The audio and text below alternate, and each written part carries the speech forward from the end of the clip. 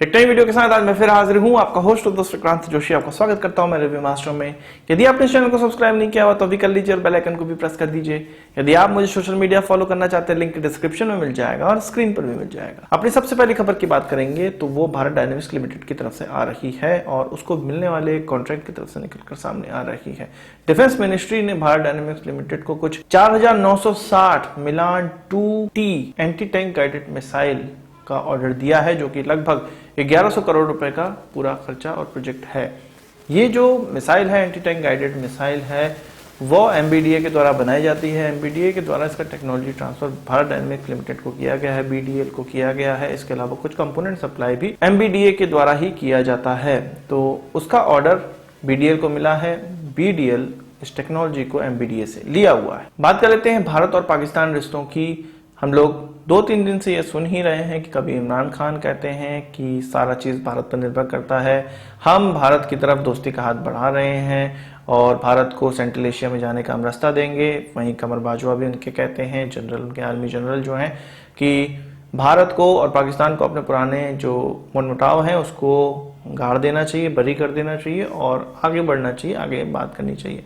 कुल मिला के वो दोस्ती का एक तरह से हाथ बढ़ाने का प्रयास कर रहे हैं या उसका दिखावा कर रहे हैं। तो अब इसी सिलसिले को आगे बढ़ाते हुए हो सकता है कि तजिकिस्तान में भारत और पाकिस्तान के जो विदेश मंत्री हैं उनकी मुलाकात हो जाए।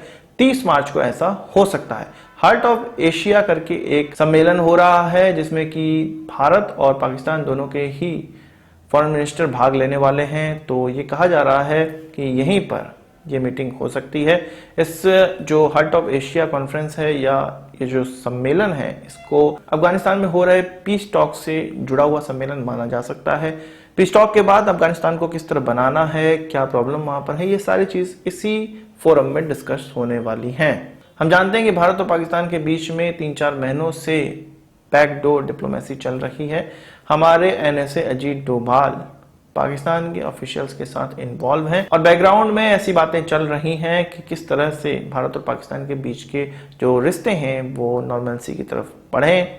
इसी कड़ी में सीज फायर वायलेशन जो होता था और 2003 का जो सीज फायर अग्रीमेंट था उसको अप्लाई किया गया है और इसके आगे अब ये फॉरेन मिनिस्टर की जो मीटिंग हो रही है या हो सकती है, ऐसी खबर निकलकर सामने आई है, वो एक आशा की किरण जगाती है कि दोनों ही देशों के बीच में रिश्ते सुधार के लिए प्रयास किया जा रहा है।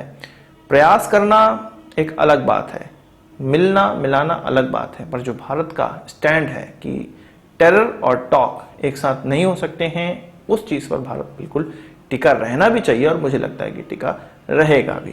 बात कर लेते हैं MiG-29 की। MiG-29 के स्क्वाड्रन को भी अब महिला पायलट मिलने वाली है।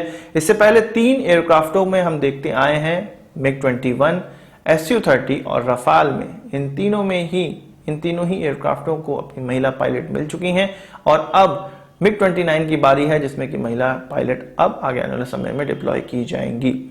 एयरफोर्स के ऑफिसर्स का यह कहना है कि ये कोई पुरुष या महिला वाली बात नहीं है। एयरक्राफ्ट को यह नहीं पता होता है कि वो उसको महिला उड़ा रही है या पुरुष उड़ा रहे। ये सीनियोरिटी की बात है, ये काबिलियत की बात है, जिसमें जैसी काबिलियत होती जाती है वैसे वैसे उनको एयरक्राफ्ट प्रोवाइड करते चले जाया जाता है।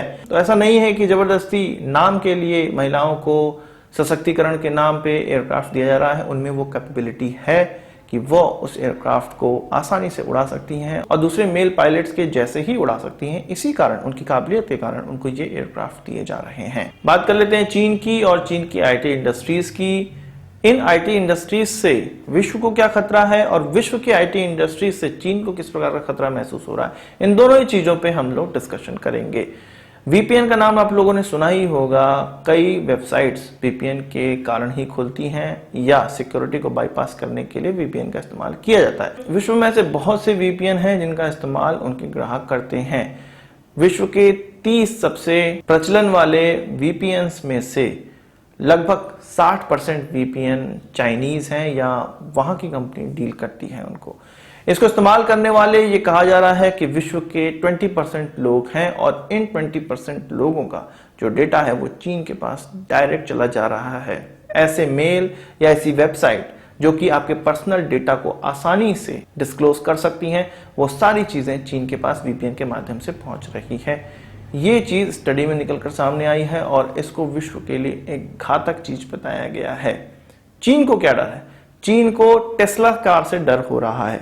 चीन ने अपनी मिलिट्री एस्टेब्लिशमेंट, इसके अलावा उनकी सरकारी कंपनियों में काम करने वाले लोगों से ये कहा है कि वो टेस्ला की कार ना खरीदें। इनफैक्ट एक तरह से बैन लगाया जा रहा है। हालांकि ये टेस्ला कारें जो एलोन मस्क के द्वारा बनाई जाती हैं वो शंघाई में ही बन रही हैं, पर फिर भी चीन इनको अपने जितने भी सरकारी लोग हैं उनको इस्तेमाल करने के लिए मना करता है, क्योंकि इनमें लगे हुए कैमरे और इनके इंटीरियर और आप किस प्रकार से गाड़ी चला रहे हैं, कहाँ चला रहे हैं, ये सारी डिटेल एक क्लाउड में सेव होती रहती है। इंटरनेट ऑफ थिंग के माध्यम से इन कारों को ड्राइवरलेस कार बनाया गया है और इसी कारण से वो ये सोच रहे हैं कि यदि ये कारें ऐसे स्थान पर खड़ी रहेंगी जहां पर उनका मिलिट्री एस्टेब्लिशमेंट है या डेटा लीक हो सकता है, तो इनके कैमरे के माध्यम से, इनकी लोकेशन के माध्यम से चीन की प्राइवेसी को खतरा है। इसलिए वो कह रहे हैं कि टेस्ला कारों का इस्तेमाल वो ना करें। तो चीन का कंसर्न सही भी है। यदि इसी प्रकार की चीज चीन की कंपनियां करती हैं तो अमेरिका, जो कि DJI के ड्रोन को इस्तेमाल करने 2017 से ही उसने मना कर दिया कि मिलिट्री एस्टेब्लिशमेंट उनका इस्तेमाल ना करें, क्योंकि उससे डेटा चीन के पास चला जाता है। तो चीन को भी ऐसा डर है या दिखा रहा है कि टेस्ला उनके डेटा ले सकती है या ले रही है। बात करते हैं BHEL की, और BHEL ने 100वीं स्पेस ग्रेड बैटरीज इसरो को ट्रांसफर कर दी हैं, बेच दी हैं या उनको डिलीवरी कर दी है। ये जो बैटरी है वो चंद्रयान 3 में इस्तेमाल होने वाली है। तो इससे ये साफ पता चलता है कि आने वाले समय में चंद्रयान 3 लॉन्च होगा और निकट भविष्य में ही ये लॉन्च होगा। ऐसा नहीं है कि बहुत ज्यादा समय इसमें लगने वाला, क्योंकि इसके कंपोनेंट ऑलरेडी डिलीवर अब किए जा रहे हैं।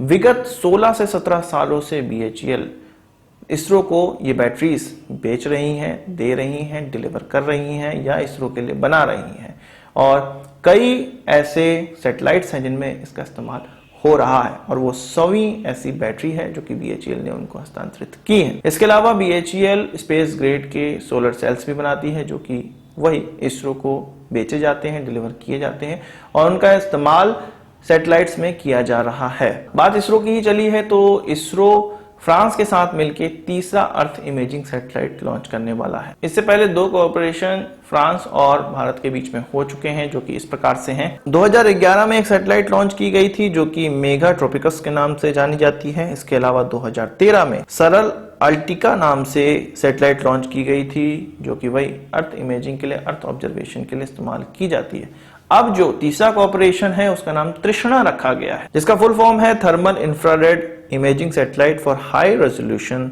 Natural resource assessment. इसमें फ्रांस की स्पेस एजेंसी का जो इंस्ट्रूमेंट है आर्गोस, उसको इसरो की ओशियन सेट 3 सैटेलाइट में अकोमोडेट किया जाएगा और तब जाके इसको स्पेस में लॉन्च किया जाएगा। तो एक अच्छा कॉर्पोरेशन भारत और फ्रांस के बीच में देखने को मिल रहा है। आज के इस वीडियो के लिए बस इतना ही। आशा करता हूं कि वीडियो पसंद आएगा। आप इसको एक बड़ा थम्स अप जरूर देंगे। इस वीडियो संबंधित कोई सवाल सुझाव कमेंट बॉक्स में जरूर लाइएगा, और यदि आपने हमारा चैनल तो सब्सक्राइब नहीं किया उसे भी कर लीजिए, क्योंकि हम इस प्रकार की वीडियो लाते हैं। तो नमस्कार, थैंक यू, जय हिंद।